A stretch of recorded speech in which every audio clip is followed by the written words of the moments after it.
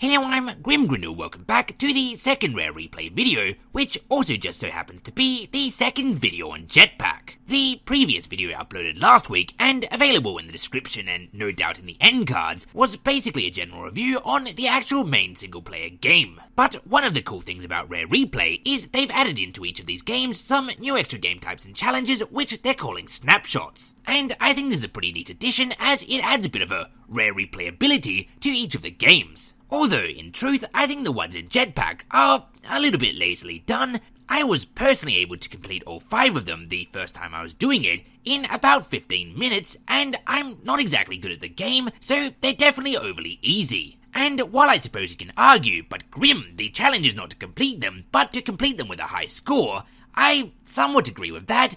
And it is cool that there's an online high scoreboard for each of these snapshot challenges, but it does lead me to wonder why there's not actually one for the main game, considering that the main game is an arcade-style game, and so does have a high scoreboard, and so seems ripe for some online competition. The first challenge, Pop Culture, which is extremely easy, though somewhat acceptably so since it is the first challenge, and somewhat forgivable because the title is a pun, requires you to pop 10 alien balloons in under 30 seconds. As long as you don't accidentally run into a balloon, it's pretty easy to succeed in this challenge, especially if you're doing these challenges after having already played the game a bit.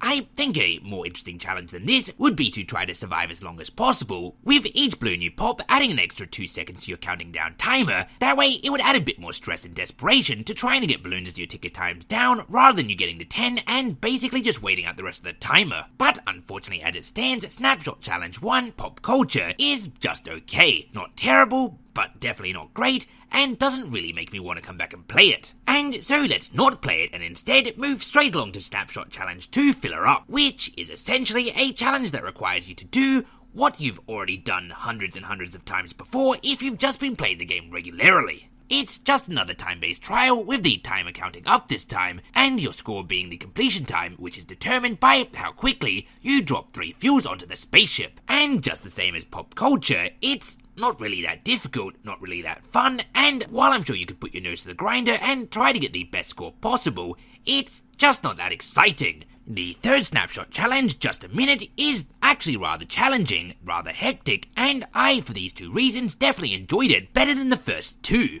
This one, much like the other 2 challenges, requires you to do something you've done a million times before if you've played through the game, but the time restriction it imposes upon you is a rather strict one. You have just 1 minute to assemble your spaceship, fuel it up, and take off into the cosmos. And because I found this challenge to be actually challenging, I enjoyed it far more than the other 2 we've done so far. If you're having trouble completing it, I suggest you cut down on the time wasted by not dropping off the components and the fuel in the air to slowly fall down to your ship, but instead by landing and putting them on the very bottom. Then moving on to Snapshot Challenge 4, which is rather challenging and tricky until you realise the trick to it.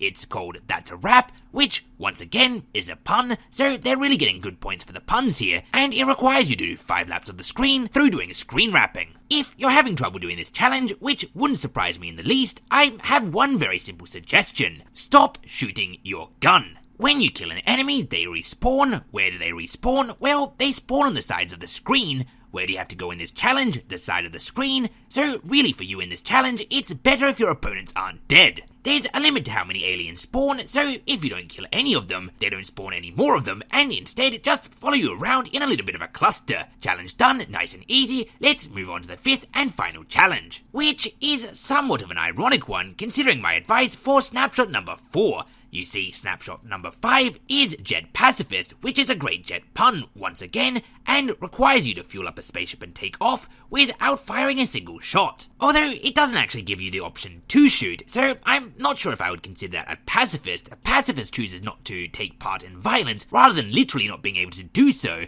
But let's move that aside and have a look at the challenge. This one, Snapshot 5, is really a difficult one. They've chosen a good alien opponent for it because they don't clump together, and they are difficult to avoid. Plus, as I said in my review, the controls in this game are rather floaty and a bit difficult to do, and to succeed here, you need some tight flying, so it's definitely not on the side of easy. And so, in reflection, of the 5 challenges, Pop Culture and Filler Up were both really easy and really boring. Just a Minute and Jet Pacifist were hard and fun, and That's a Wrap was interesting in the sense that it was a bit of a problem solver. But overall, unfortunately, none of them really have any replayability to them. Don't get me wrong, they are neat little extras, and I'm glad they're included. It just felt like they were somewhat directionless, kind of like Rare wasn't entirely sure if they wanted the challenges to be more difficult than the base game, or if they wanted them to be addictive little side games. But as it stands, as far as addictive goes, the original base game is still my preferred go-to,